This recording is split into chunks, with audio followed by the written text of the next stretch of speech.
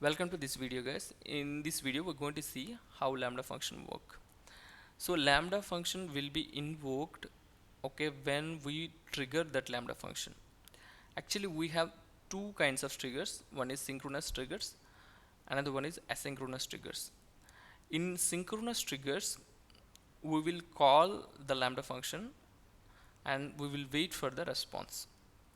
In asynchronous triggers we will call but we will not wait. It also called fire and forget. We will fire but we will forget. We will not wait for the response.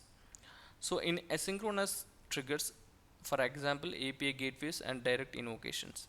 In API gateway, in current application which we are going to use, we are using the API gateway. Through API gateway, we are firing our APIs, and it will go invocate a lambda function, and thereby it will give the response. So in asynchronous, we have S3 events and event bridge. Even SQS also asynchronously trigger the lambda function. Okay, as of now we are not discussing about this. Okay, now coming to the this one, lambda execution flow. So first time if you trigger a lambda function, what will happen? It will do a cold start, which meaning, see, we will say serverless, but really servers exist. But only thing is we not manage the servers. AWS will manage the servers. The first time when you call the lambda function, this AWS will allocate the resources for our lambda function. Whatever the memory, CPU we have mentioned in the stack, those things will be allocated for our lambda function.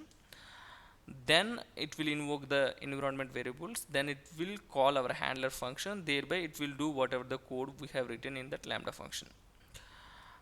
But first time to allocate the resources, it will take some time. So for this we will call as a cold start. Okay, but once our lambda function is up and running, then it will become warm. Then next time you will call this same lambda function, it would be become warm start. So after this one we will, based upon asynchronous or asynchronous, we will get the response, or we will do the background process. Okay, this is all about the cold start and warm start. So this is how lambda function actually executes. Coming to our application, we have 6 lambda functions, each one with respect to each microservices we're going to develop. Okay, so these lambda functions will internally connect with our resources, DynamoDB, S3 bucket, Cognito, and they'll make the operations which we required, and it will provide the responses which we have expected. So we have to code for it, of course. Along with these resources, we have two more things. First one is CloudWatch logs. It is for monitoring purpose. Each and every microservices, every lambda function, you must add logs, because in the production we can only find out seeing the logs where exactly what line of code, what line of function it went wrong, and we have to fix those things. So for that one we must add logs for the monitoring. So CloudWatch is the one where we can see these logs.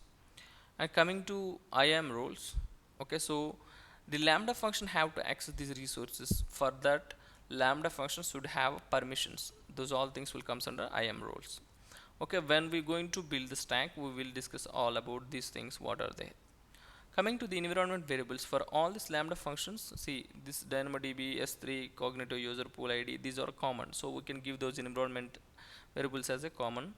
And if you want a specific environment variable for a specific microservices or lambda function, we can give that as well. Okay, this is a small explanation about the lambda function. Okay, in the next video, we're going to build a stack. Thank you for listening.